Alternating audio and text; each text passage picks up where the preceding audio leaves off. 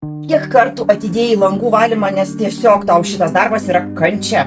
Internete vis matydavau Hobot S7 Pro, perskaičiau atsiliepimus ir supratau, kad tikrai jo noriu. Ir naujas langų robotas Hobot S7 Pro jau mano namuose. Robotas stilingas ir solidus, skalbiamų mikropluošto šluosčių rinkinys, nuotolinio valdymo pultelis, vandens bakelis, ilgi laidai ir žinoma saugos virvės. Išbandykim.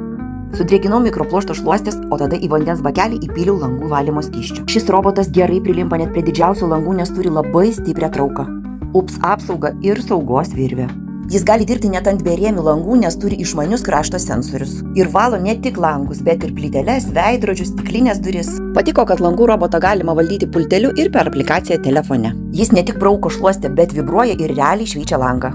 Atradimas, kad purkštukai purškia vandenį ultra garsu ir todėl nepalieka dryžių. Langų robotas dirba greitai ir kokybiškai, tad aš galiu ramiai skaityti knygą ir gerti kavą. Jeigu ieškote rimto pagalbininko, tai labai rekomenduoju Hobot S7 Pro. Jis labai rimtas žaidėjas langų fronte.